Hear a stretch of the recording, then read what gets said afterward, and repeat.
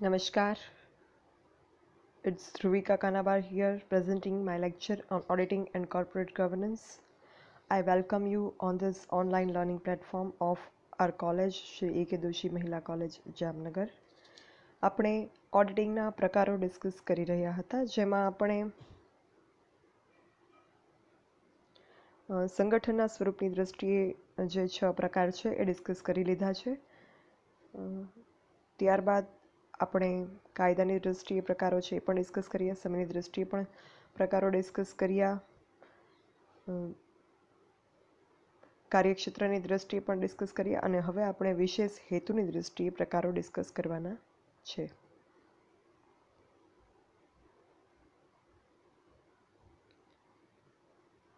Types of audit on the basis of its objective, special types of audit, વિશેષ હેતુની દૃષ્ટિએ audit, એના પ્રકારો આપણે ડિસ્કસ કરવાના છે. જેમાં જે ફર્સ્ટ ટાઈપ છે આંતરિક ઓડિટ, આની ચર્ચા મેં અગાઉ કરી, આ આપણે ડિસ્કસ કરી લીધું છે અને એના પછી મેં આંતરિક ઓડિટ અને કાયદા અનુસારના ઓડિટનો એક તફાવત પણ કરાવેલો હતો. અને ત્યારબાદ આપણે જે લાસ્ટ સ્લાઇડ તમે જોઈ ઊંડાણપૂર્વકનો ઓડિટ, એ ચર્ચા એની કરી હતી કે જે આ ફોર્થ ટાઈપમાં લાસ્ટ ટાઈપ હતું. એટલે અત્યારે આપણે આ જે સેકન્ડ ટાઈપ છે બાહ્ય ઓડિટ, એક્સટર્નલ ઓડિટ, ફિફ્થ સબ ટાઈપમાં જે સેકન્ડ સબ ટાઈપ છે એની ચર્ચા કરવાની છે. તો બાહ્ય ઓડિટ, એક્સટર્નલ ઓડિટ એટલે શું? આંતરિક ઓડિટમાં આપણે જોયું હતું કે જે કોઈ યુનિટ હોય એના અંદરના જ કર્મચારી દ્વારા જ્યારે હિસાબોનું નિયમિત રીતે ઓડિટ કરવામાં આવે, ધંધાના પોતાના જ કર્મચારીઓ દ્વારા, ત્યારે એને આંતરિક ઓડિટ વ્યવસ્થા કહેવામાં આવે છે. તો બાહ્ય ઓડિટમાં શું હોય? તો એમાં જે છે એ ધંધાદારી એકમ ઓડિટરની બહારથી નિમણૂક કરી અને એને પ્રોફેશનલ એની સર્વિસીસ જે આપે છે એ વ્યવસાયી સેવા, એના બદલામાં ફીઝ પે કરી અને ઓડિટરની નિમણૂક કરે છે. એ આ ઓડિટર જે ઓડિટ કરે એને બાહ્ય ઓડિટ કહેવામાં આવે છે. બાહ્ય ઓડિટનું જે કાર્યક્ષેત્ર છે એ કાયદા દ્વારા કે કરાર દ્વારા, જો કાયદેસર જે સંસ્થા હોય, કંપની હોય તો એનું કાયદેસર ઓડિટ થાય, તો કાયદા દ્વારા એનું કાર્યક્ષેત્ર ઓડિટરનું અહીંયા નક્કી કરવામાં આવે. અને જો કંપની સ્વરૂપનું ઓડિટની વાત ન હોય અને એકાકી વેપારી પેઢી કે ભાગીદારી પેઢીના ઓડિટની વાત હોય, તો એમાં જે રીતે કરાર થયો હોય ઓડિટર અને આ પેઢી, એ વચ્ચે જે કરાર થયો હોય એ મુજબ ઓડિટરનું કાર્યક્ષેત્ર રહે છે. અને એ મુજબ ઓડિટર ઉપર જે જવાબદારી હોય કાયદા દ્વારા કે કરાર દ્વારા, કોન્ટ્રાક્ટ દ્વારા કે એક્ટ દ્વારા, એ મુજબ એ કાર્યક્ષેત્રમાં રહી અને પોતાના કામ કરે છે અને એના આધારે એની જવાબદારી નક્કી થાય છે. બાહ્ય ઓડિટર જે છે એ નાણાકીય હિસાબોના, ફાઇનાન્શિયલ સ્ટેટમેન્ટ્સના, એન્યુઅલ એકાઉન્ટ્સના સાચાપણા અને આર્થિક સ્થિતિ અંગે પોતાનો અભિપ્રાય જે છે એ આપવા માટે જરૂરી અને વિશ્વસનીય માહિતી અને પુરાવા એકઠા કરે છે, હિસાબોનું ઓડિટ કરે છે અને પછી એનો અહેવાલ જે છે એ આપે છે. True and fair view of accounts જે છે એ છે કે નહીં એ વસ્તુ માટે એ ઇન્ફોર્મેશન અને ડોક્યુમેન્ટરી એવિડન્સીસ ભેગા કરી અને રિપોર્ટિંગ કરે છે. બાહ્ય ઓડિટ કરનાર ઓડિટર જે હોય એ એની નિમણૂક જેણે કરી છે એને પૂર્ણપણે જવાબદાર હોય છે અને એને રિપોર્ટિંગ કરવાનું હોય છે. એ અમુક સંજોગોમાં એવું પણ હોય કે એની નિમણૂક કરનાર સિવાય ત્રીજો પક્ષકાર હોય એને જવાબદાર હોય. એ વસ્તુ ડિપેન્ડ કરશે કે કયા પ્રકારના ધંધાકીય એકમનું ઓડિટ જે છે એ કરવામાં આવી રહ્યું છે બાહ્ય ઓડિટર દ્વારા. તો આ રીતે એક્સટર્નલ ઓડિટ જે છે એ બહુ એક સિમ્પલ પ્રકાર છે એનો, કે જે બહારથી ઓડિટરને રોકી અને આ રીતે કામ કરાવવામાં આવે, ઓડિટ વર્ક કરાવવામાં આવે, એ પ્રકાર છે બાહ્ય ઓડિટ, એક્સટર્નલ ઓડિટ. ત્યારબાદ પડતર ઓડિટ જે છે એ ટોપિક થોડોક મારે ડિટેલમાં ડિસ્કસ કરવો છે તમારી સાથે, એટલે અત્યારે આપણે એ ટોપિકને પેન્ડિંગ રાખીએ છીએ. અને હવે અત્યારે આપણે સંચાલકીય ઓડિટ આ પ્રકાર ડિસ્કસ કરવો છે. પડતરનું ઓડિટ પછી ડિસ્કસ કરશું. કોસ્ટ ઓડિટ, સંચાલકીય ઓડિટ, મેનેજમેન્ટ ઓડિટ એટલે શું? એની પહેલાં આપણે જોઈએ, તમે મેનેજમેન્ટ અકાઉન્ટ ભણો છો ટીવાયમાં, બરાબર? અને કોર્પોરેટ અકાઉન્ટ, ફાઇનાન્શિયલ અકાઉન્ટ પણ તમે ભણી ચૂક્યા છો. તો આ બંનેમાં શું તફાવત છે તમે વિચાર કરો તો જે મેનેજમેન્ટ અકાઉન્ટ છે એ શું છે? એ પ્રોડક્શનને લગતું આખું અકાઉન્ટિંગ છે, કે વસ્તુ જે માલ જે બનાવે છે પેઢી, એ માર્કેટમાં પહોંચે એ પહેલાંનું જે કામ છે એનું અકાઉન્ટિંગ વર્ક એમાં આવે. અને ફિનાન્શિયલ અકાઉન્ટ છે એ શું છે? એ જે છે એ વસ્તુ માર્કેટમાં આવે ત્યારબાદની બધી એક્ટિવિટીઝને જે ખર્ચા, આવક, મિલકત, જવાબદારી એના લગતું અકાઉન્ટિંગ છે. એ નાણાંને જે છે એ ધ્યાનમાં રાખે છે. મેનેજમેન્ટ એકાઉન્ટ છે એ મેનેજમેન્ટની કામગીરીને ધ્યાનમાં રાખે છે. તો મેનેજમેન્ટ ઓડિટ પણ એમાં પણ કંઈક એવું જ છે. મેનેજમેન્ટ ઓડિટ જે છે, સંચાલકીય ઓડિટ, એ સંચાલનનું જે કંઈ કાર્ય વિસ્તાર છે, કામ છે, એ યોગ્ય રીતે થાય છે કે નહીં એ અહીંયા જોવામાં આવે છે. અહીંયા ફાઇનાન્શિયલ સ્ટેટમેન્ટ્સ, એન્યુઅલ અકાઉન્ટ્સ, જેની આપણે અગેન એન્ડ અગેન ચર્ચા કરીએ છીએ કે ઓડિટમાં આ બધું તપાસવામાં આવે ને એ ધંધાની સાચી સંપૂર્ણ આર્થિક સ્થિતિ બતાવે કે નહીં, એ બધું તપાસવામાં આવે. પણ અહીંયા એવું નથી. સંચાલકીય ઓડિટમાં, મેનેજમેન્ટ ઓડિટમાં મેનેજમેન્ટ જે છે એની કામગીરી ચકાસવામાં આવે છે. અહીંયા કોઈ ફાઇનાન્શિયલ સ્ટેટમેન્ટ્સ તપાસવામાં નથી આવતા, કોઈ નાણાકીય પત્રકો, વાર્ષિક હિસાબો તપાસવામાં નથી આવતા. તો આપણે એની પહેલાં વ્યાખ્યા જોઈએ કે જેનાથી એ વસ્તુ ક્લિયર થાય કે અહીંયા જે છે એ કઈ બાબતોને ઓડિટર દ્વારા તપાસવામાં આવે છે. સંચાલનના કાર્ય વિસ્તારોની ચકાસણી માટે જે છે ઓડિટ જે કરવામાં આવે એને સંચાલન ઓડિટ કહેવાય. હવે આ સંચાલનના કાર્ય વિસ્તારોમાં શું આવે? તો સંચાલનના કાર્ય વિસ્તારમાં જે છે એ ઉત્પાદન વિભાગ આવે, ખરીદ વિભાગ આવે, વેચાણ વિભાગ આવે, નાણાં વિભાગ આવે, કર્મચારી વિભાગ આવે, સંશોધન અને વિકાસ વિભાગ આવે. ઉત્પાદન વિભાગ પ્રોડક્શન ડિપાર્ટમેન્ટ, ખરીદ વિભાગ પરચેસ ડિપાર્ટમેન્ટ, વેચાણ વિભાગ સેલ્સ ડિપાર્ટમેન્ટ, નાણાં વિભાગ ફિનાન્સ ડિપાર્ટમેન્ટ, કર્મચારી વિભાગ પર્સનલ ડિપાર્ટમેન્ટ એન્ડ સંશોધન અને વિકાસ વિભાગ R&D research and development department. આ બધું જ જે છે એ સંચાલનના દાયરામાં આવે. સંચાલન જે છે આ બધા વિભાગોમાં સંચાલન કરે છે અને સંચાલન અને વહીવટ થાય છે. તો આ બધા વિભાગની કામગીરી જે છે સંચાલન એની દેખરેખ રાખે છે અને આ બધા વિભાગ એકબીજા સાથે સંકળાયેલા છે. જો એક વિભાગનું સંચાલન બરાબર નહીં થાય તો બીજા વિભાગની કામગીરી પર પણ એની અસર પડશે.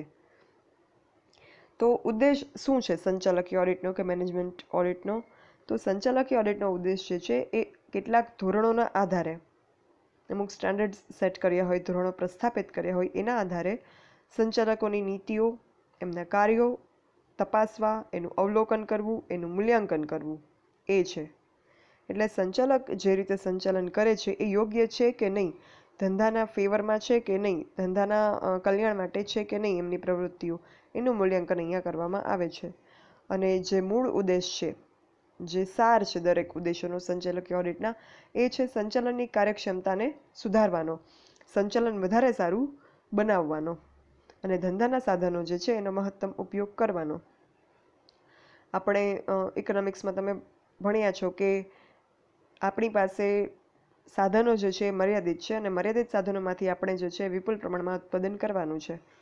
તો હંમેશા કોઈ પણ બિઝનેસમાં જે છે એ સાધનો મર્યાદિત હોય, બિઝનેસ હોય કે પછી ઇન્ડિવિજ્યુઅલ લેવલે, આપણે પણ આપણી પાસે એમ જ લાગે કે હંમેશા સાધનો ઓછા છે, કંઈક વસ્તુ આપણે ખૂટે છે, પછી એ ફાઇનાન્સ હોય કે બીજી કોઈ પણ બાબત હોય. તો આ જે લિમિટેડ સાધનો છે એનો ઓપ્ટિમમ યુટિલાઇઝેશન કરીને, એનો ઇષ્ટતમ ઉપયોગ કરી, સાધન સંયોજન કરી અને જે છે એ કામગીરી કરવાનો અહીંયા સંચાલનનો હેતુ હોય. તો સંચાલનને આ વસ્તુ કરવામાં મદદરૂપ થાય સંચાલકીય ઓડિટ, કે જેના દ્વારા ધંધાના જે મર્યાદિત સાધનો છે એનો મહત્તમ ઉપયોગ થઈ શકે અથવા તો ઇષ્ટતમ ઉપયોગ થઈ શકે. એ શબ્દ વધારે વ્યાજબી છે. તો એમાં દરેક વ્યવહારની યોગ્યતા તપાસવામાં આવે. ખરેખર સંચાલકીય ઓડિટ જે છે એનું મુખ્ય કામ હિસાબો તપાસવાનું નથી, પણ ધંધાની નીતિ, યોજનાઓનો કાર્યક્ષમ રીતે અમલ થાય છે, આયોજન સારી રીતે થયું હોય. સંચાલનનું મુખ્ય કામ આયોજન છે. આયોજન જે છે એટલું સરસ રીતે થયું હોય કે ધંધાના બધા જ ધ્યેયો જે છે એ સિદ્ધ થવાની ખાતરી હોય. પણ એ આયોજનનો જે અમલવારી હોય એ જ યોગ્ય રીતે ના થાય, પ્લાનિંગનું ઇમ્પ્લિમેન્ટેશન, એક્ઝિક્યુશન પ્રોપર મેનરમાં ન થાય તો શું થશે? તો જે છે એ એમ્સ અચીવ થશે નહીં. એટલે ધંધાની જે કોઈ નીતિ છે, પોલિસીસ છે, યોજનાઓ છે, પ્લાનિંગ છે, એનો ઇફેક્ટિવલી એનું ઇમ્પ્લિમેન્ટેશન થાય એ જોવાનું કામ સંચાલકીય ઓડિટનું છે. અને આવું ઓડિટ જે છે એ કાયદા દ્વારા અને આવા પ્રકારના ઓડિટને ફરજિયાત બનાવવામાં નથી આવ્યું. એટલે આ ઓડિટને કોઈ કાયદાકીય રીતે ક્યાંય આ ઓડિટ કરવાનું જણાવવામાં આવ્યું નથી. પણ આ ઓડિટ કરવાથી ફાયદો શું થાય? ભલે કાયદા દ્વારા આ ઓડિટને નથી કરવાનું ભલામણ થઈ, પણ આ ઓડિટ કરવાથી જે સંચાલકો છે એમની કાર્યક્ષમતા વધે અને એના લીધે એકંદરે જે છે એ પેઢીને ફાયદો થાય. એટલે આ ઓડિટ કરવું હિતાવહ છે કે આ ઓડિટ કરવું જે છે ફાયદાકારક છે, ભલે એને કાયદા દ્વારા ફરજિયાત નથી બનાવ્યું. સંચાલકીય ઓડિટ જે છે એનાથી ધંધાકીય સાહસની કામગીરીનું મૂલ્યાંકન થશે. ધંધાની વિવિધ સપાટીએ, જુદા જુદા વિભાગોમાં એમાં કામ કરતી વ્યક્તિઓની કામગીરી સંતોષકારક છે કે કેમ, આ અંગે જે છે એ ઓડિટ થશે. એમની કામગીરી સુધારવા માટે, કામગીરી વધારવા માટે કેવા પ્રયત્ન કરવા જોઈએ એ બાબતોની અહીંયા તપાસ થશે. એટલે આ ઓડિટ જે છે એ સંચાલકીય કામગીરીને એનું મૂલ્યાંકન કરે છે, એની દેખરેખ રાખે છે અને એમાં જે છે એ સુધારા વધારા કરવાનો પ્રયત્ન આમાં અંતે કરવામાં આવે છે. એટલે સંચાલકીય ઓડિટનું જો આપણે વિશ્લેષણ કરીએ કે એનું એક તારણ કાઢીએ તો એમ થાય કે એક તો ધંધાના સંચાલનની કાર્યક્ષમતાની તપાસ માટે આ ઓડિટ કરવામાં આવે છે. બીજું, ધંધાનો એક સંગીન અને તંદુરસ્ત વિકાસ થાય એની ખાતરી મેળવવા માટે આ ઓડિટ કરવામાં આવે છે. અને ધંધાની સંચાલકીય કામગીરી જે છે એની અસરકારકતા અહીંયા માપવામાં આવે છે. ધંધાના દરેક કાર્ય કે પ્રવૃત્તિ સાથે આ ઓડિટ સંબંધ ધરાવે છે. દરેક સંચાલકીય કાર્ય સાથે અને વહીવટીય કાર્ય સાથે આ ઓડિટ સંબંધ ધરાવે છે. અને આ ઓડિટનો હેતુ જે છે એ અંતે સંચાલનની કામગીરીનું અવલોકન કરી, મૂલ્યાંકન કરી અને એ કામગીરીની કાર્યક્ષમતાને સુધારવી અને સાધનોનો મહત્તમ ઉપયોગ કરવો એ આ ઓડિટનો હેતુ છે. અને સંચાલનની કામગીરી પર અંકુશ માટેનું આ એક ઓજાર છે. કારણ કે આવું કંઈક ઓજાર હશે, આવું કંઈક સિસ્ટમ હશે મેનેજમેન્ટ ઓડિટની, તો સંચાલકો ઉપર એક પ્રકારનો નૈતિક અંકુશ રહેશે અને એ લોકો જે કામ કરશે એ વધારે પ્રમાણિકતાથી કરશે કે જેનાથી પેઢીને કે એકમને એકંદરે ફાયદો થશે. તો આ થયું સંચાલકીય ઓડિટ. ત્યારબાદ સામાજિક ઓડિટ પણ આપણે નેક્સ્ટ ડિસ્કસ કરીશું. હમણાં ડિસ્કસ નથી કરવું. એક ટેક્સ ઓડિટ આપણે અત્યારે ડિસ્કસ કરી લઈએ. આ ટેક્સ ઓડિટ શું છે? તો ટેક્સ ઓડિટ કરવેરાનું ઓડિટ. નામ પરથી જ આપણને ખ્યાલ પડે કે કરવેરાની ગણતરી માટે કરવામાં આવતું હશે, એ વસ્તુ આઈડિયા આવી જાય. કરવેરાના હેતુ માટે આ ઓડિટ કરવામાં આવે છે. કરવેરાના હેતુ માટે એટલે શું? તો કે કરવેરાનું કેલ્ક્યુલેશન કરવા માટે, ટેક્સ કેલ્ક્યુલેશન કરવા માટે આ ઓડિટ કરવામાં આવે છે. બહુ અગાઉ આપણે પ્રકારોની ચર્ચા કરી એમાં મેં કહ્યું હતું કે એકાકી વેપારી પેઢી કે ભાગીદારી પેઢી છે એના માટે કાયદા દ્વારા ઓડિટને ફરજિયાત નથી બનાવાયું. છતાં પણ જો એ લોકોને ટેક્સ પેમેન્ટ કરવાનું થાય તો ઇન્કમ ટેક્સ ડિપાર્ટમેન્ટ જે છે એ ઓડિટેડ હિસાબો માન્ય રાખે છે. એટલે આઈટી ડિપાર્ટમેન્ટ પાસે ઇન્કમ ટેક્સ રિટર્ન ફાઇલ કરતાં પહેલાં, આઈટી રિટર્ન ફાઇલ કરતાં પહેલાં આવું ઓડિટ ધંધાના હિસાબોનું ઓડિટ કરાવવું પડે ટેક્સ કેલ્ક્યુલેશન કરવા માટે, કે જે કરપાત્ર રકમની ગણતરી જે છે એ કરવા માટે. તો કરવેરાના હેતુ માટે ધંધાનો નફો સાચો છે કે નહીં એ જાણવા માટે આ ઓડિટ કરવામાં આવે છે. એટલે એને કરવેરાનું ઓડિટ કહેવામાં આવે છે. આ ઓડિટનો ઉદ્દેશ એ છે કે કરપાત્ર નફાની ગણતરી જે કરવામાં આવી હોય, નફા પર ટેક્સ ચૂકવવાનો હોય, તો આ જે ટેક્સેબલ ઇન્કમ છે, ટેક્સેબલ પ્રોફિટ જે છે એની ગણતરી કરવામાં આવે ધંધાકીય એકમ દ્વારા.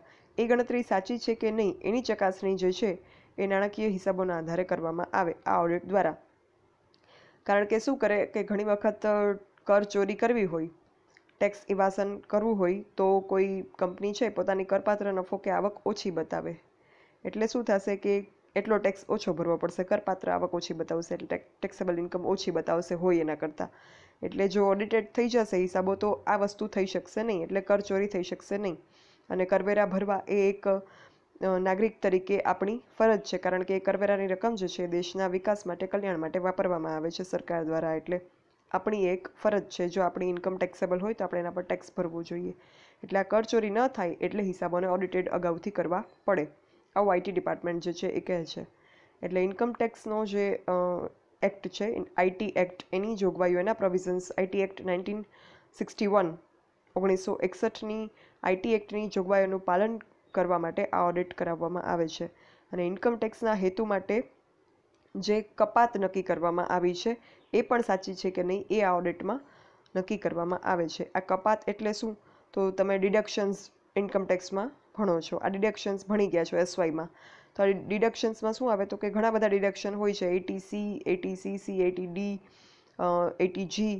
તો આ બધા ડિડક્શન જે છે એ અલગ અલગ હેતુ, અલગ અલગ બાબતો માટેના ડિડક્શન છે. કે ભાઈ તમે કંઈ મેડિક્લેમ ઉતરાવ્યું હોય કે તમે કંઈ ડોનેશન્સ કર્યા હોય, તો આ રીતે ડિફરન્ટ ટાઈપના જગ્યાએ તમારે નાણાં રોકેલા હોય તો તમને એ વસ્તુ જે છે એ કરમાંથી કપાત મળે છે, ડિડક્ટ થાય છે. તમારી ટેક્સેબલ ઇન્કમમાંથી ને ડિડક્ટ કરવામાં આવે છે અને બાદ કરવામાં આવે છે. તો તમારી જે છે કરપાત્ર આવક ઓછી દેખાશે. આ એક લીગલ ડિડક્શન છે.